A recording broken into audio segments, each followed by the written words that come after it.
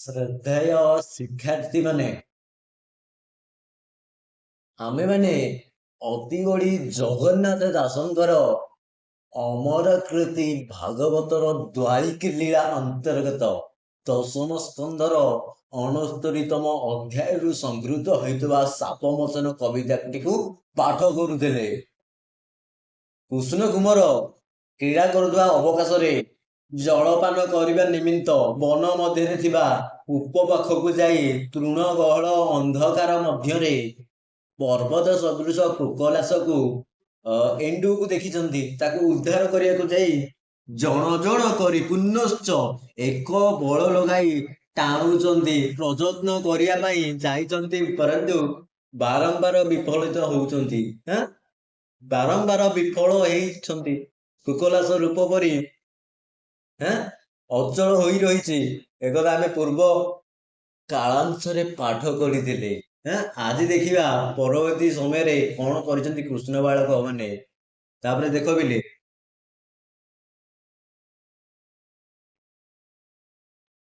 ତିଳେ ନ ଚଳେ କୃକଲାସ, ଟାଣି ପାରିଲେ ସର୍ବେ ତ୍ରାସ। ପୁଣି ଧରନ୍ତି ବାହୁବଳେ, ଟାଣନ୍ତେ କେବେ ନ ଚଳେ। ଦେଖ ପିଲାମାନେ, କଣ ହେଇଛି ନା ତିଳେ ନ ଚଳେ କୃକଲାସ।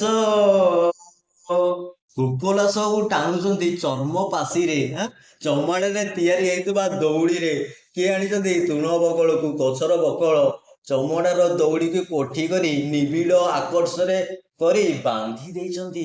କୃକଲାସକୁ ଟାଣୁଛନ୍ତି, ଜଣ ଜଣ କରି ଟାଣୁଛନ୍ତି। ପୁଣି ଏକ ବଳ ହେଇକି ଏକା ଥରକରେ ମଧ୍ୟ ଟାଣୁଛନ୍ତି। ପରନ୍ତୁ କଣ ହେଇଛି? ତିଳେ ନ ଚଳେ କୃକଲାସ।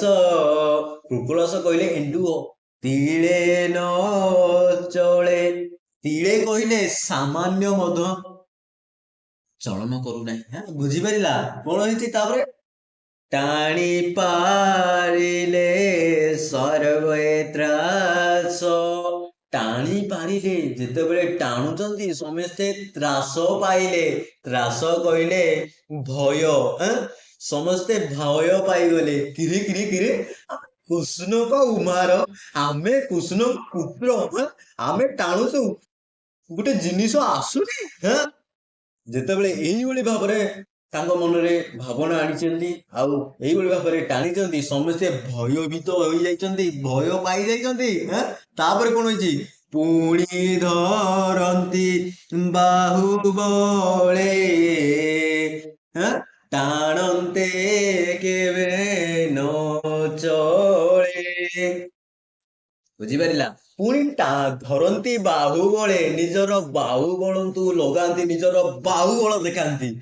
ସେଇ ଅନୁସାରେ ଟାଣନ୍ତି। ପରନ୍ତୁ ଯେତେବେଳେ ଟାଣିଲେ ମଧ୍ୟ ଟାଣନ୍ତେ କେବେ ନ ଚଳେ। ଯେତେ ଟାଣୁଛନ୍ତି ଏଣ୍ଡୁଅକୁ, ତଥାପି ଏଣ୍ଡୁଅ ସ୍ଥିର ହେଇ ରହିଛି।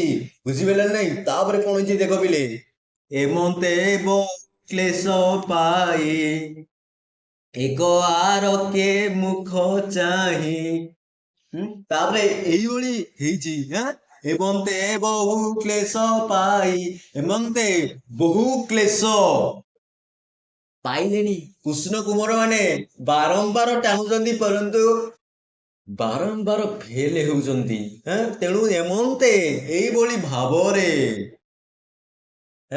ଏଇଭଳି ଭାବରେ ବହୁତ କଷ୍ଟ କଲେଣି। ବହୁତ କଷ୍ଟ କରି କରି ଏକ ଆରକେ ମୁଖ ଚାହିଁ, ଜଣେ ଅନ୍ୟ ଜଣକୁ ଏକ ଆରକ। ବୁଝିପାରିଲା? ଜଣେ ଅନ୍ୟ ଆଉ ଜଣକୁ ମୁଖକୁ ଚାହୁଁଛନ୍ତି। ଇଏ ତାକୁ ଚାହୁଁଛି, ସିଏ ତାକୁ ଚାହୁଁଛି। କିରେ ଘଟଣା କଣ ଘଟିଛି? ଆମେ ଏତେ ବଳ ପ୍ରୟୋଗ କରି ଟାଣିଲେଣି, ଏଡେ ସାମାନ୍ୟ ଏତେ ସନ୍ତାନ ମାନେ, ତଥାପି ସେ ବିଲକୁଲ ଘୁଞ୍ଚୁ ନାହିଁ। ସାମାନ୍ୟ ତିଳେ ମାତ୍ର ଚଳୁନି। ତାପରେ କଣ ହେଇଛି? ବୋଲନ୍ତି ଦେଖି ବିପରୀତ ଆମ୍ବର ବଳ ବିଜୟତ। ଦେଖ ବିଲେ ସ୍କ୍ରିନ୍ କୁ ଦେଖ। ବୋଲନ୍ତି ଦେଖି ବିପରୀତ ଆମ୍ବର ବଳ ବିଜୟତ। ଆଁ? ବୋଲନ୍ତି ଦେଖି ବିପରୀତ।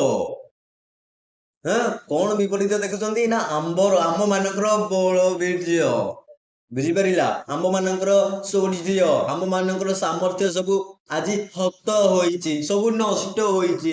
ତାହେଲେ ଏଇଭଳି ଭାବରେ ଯେଉଁ ବିପରୀତ କଥା ଦେଖୁଛ, ଯେଉଁ ଗୋଟେ ଓଲଟା କଥା ଦେଖୁଛ, କାହିଁକି ନା ଆମେ ଜାଣିଛେ କୃଷ୍ଣ କୁମାର ମାନେ ମହାଯୋଦ୍ଧା ଥିଲେ, ଯେଉଁମାନେ ସବୁ କିଛି କରିପାରନ୍ତି, ସେଇମାନେ ଆଜି ଦେଖୁଛନ୍ତି ବିପରୀତ କଥା, ଓଲଟା କଥା ଦେଖୁଛନ୍ତି। କଣ ଦେଖୁଛନ୍ତି?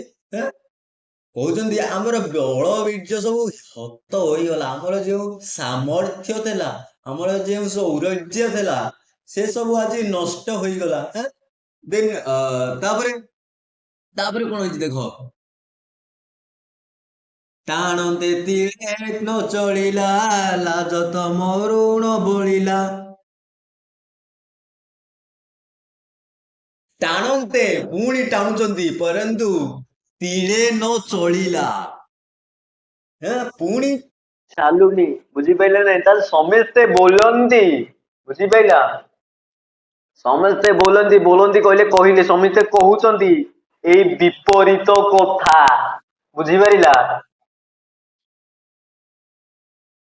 ଏଇ ଯୋଉ ବିପରୀତ ଦୃଶ୍ୟକୁ ସମସ୍ତେ କହୁଛନ୍ତି ବିପରୀତ କଥା। ଏଇ ବିପରୀତ କଥା କଣ? ଏଇ ଯୋଉ ବିପରୀତ ଦୃଶ୍ୟକୁ ଦେଖି ସମସ୍ତେ କହୁଛନ୍ତି ଆଜି ମୋର ବଳ ବୀର୍ଯ୍ୟ ସବୁ ହତ ହୋଇଛି, ଯେତେ ଆମ୍ଭେ ଟାଣୁଛୁ ତିଳେ ନ ଚଳିଲା। ତିଳେ ନ ଚଳିଲା, ସାମାନ୍ୟ ତମ ମଧ୍ୟ ସେ ଘୁଞ୍ଚୁ ନାହିଁ। ଲାତ ମରୁଣ ବଳିଲା। ଏଇଭଳି ଯୋଉ ଲଜ୍ଜାଜନକ କଥା, ବୁଝିପାଇଲା? ଲାଜ ତ ମରଣ ବଳିଲା। ଏଇଭଳି ଯୋଉ ଲଜ୍ଜାଜନକ କଥା ମରଣଠୁ ଆଜି ବଳିଗଲା। ତାମାନେ ଏଠି କଣ କହିବା?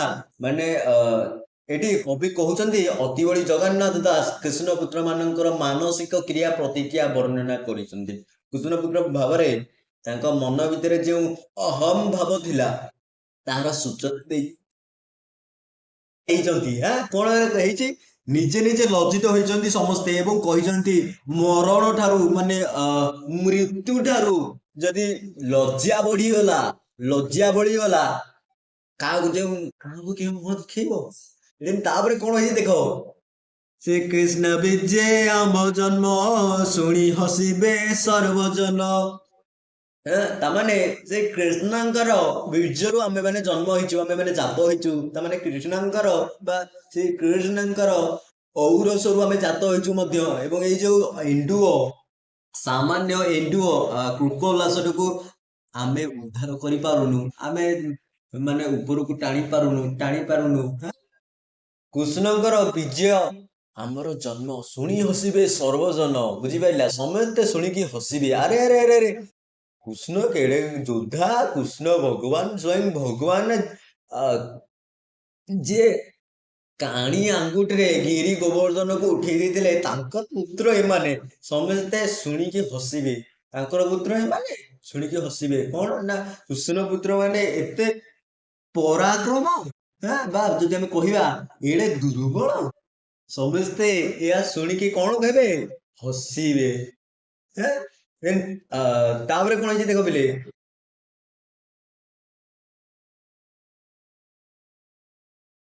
ହଁ, ତାପରେ ଦେଖ, ରିପୁ ହସିବେ ଏହା ଶୁଣି, କିବା ବୋଲିବେ ଚକ୍ର ପାଣି। ରିପୁ କହିଲେ ଶତ୍ରୁ। ଶତ୍ରୁ ମାନେ କୃଷ୍ଣଙ୍କର ବହୁତ ଶତ୍ରୁ ଥିଲେ, ଆମେ ସମସ୍ତେ ଜାଣିଛେ। ମହାଭାରତ ସମୟରେ ସମସ୍ତେ ଜାଣିଛ, କଂସ ରାଜା ଠାରୁ ଆରମ୍ଭ କର, କଂସ ମାମୁଁ କେଡେ ରାକ୍ଷସ, କେଡେ ବଡ ସେ କଣ ନା ନାଇଁ। ଯେତେବେଳେ ଏକଥା ରିପୁ ମାନେ ଜାଣିବେ, ଯେତେବେଳେ ଏକଥା ମାନେ ଶତ୍ରୁ ମାନେ ଜାଣିବେ, ସେମାନେ ସମସ୍ତେ କଣ କରିବେ? ହସିବେ। ଏହା ଶୁଣିକି ସମସ୍ତେ ହସିବେ। ପିତା ତ ଏଡେ ବଡ ଯୋଦ୍ଧା, ପିତା ତ ଭଗବାନ, ହେଲେ ପୁତ୍ର ମାନଙ୍କ ଏମନ୍ତ ଦଶା। ଏହା ଶୁଣି ସମସ୍ତେ, ରିପୁ ମଧ୍ୟ, ସମସ୍ତ ଶତ୍ରୁ ମଧ୍ୟ ହସିବେ, କିବା ବୋଲି ଚକ୍ର ପାଣି। ଚକ୍ରପାଣିରେ ଯାହାର ସେ ଚକ୍ରପାଣି ମାନେ ଶ୍ରୀକୃଷ୍ଣ କଣ କିବା କଣ କରିବେ ନା ଯେତେବେଳେ ଶ୍ରୀକୃଷ୍ଣଙ୍କର କାନକୁ ଏ କଥା ଯିବ ନା ଶ୍ରୀକୃଷ୍ଣ କଣ କରିବେ?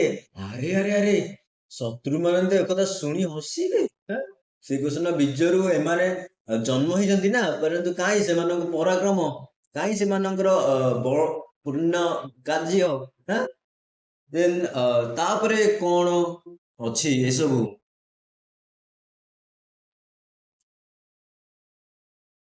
ତମମାନଙ୍କର ପରବର୍ତ୍ତୀ ସମୟରେ ଆଲୋଚନା କରିବା। ପିଲେ ଆଜି ପାଇଁ ବାସ୍ ଏତିକି।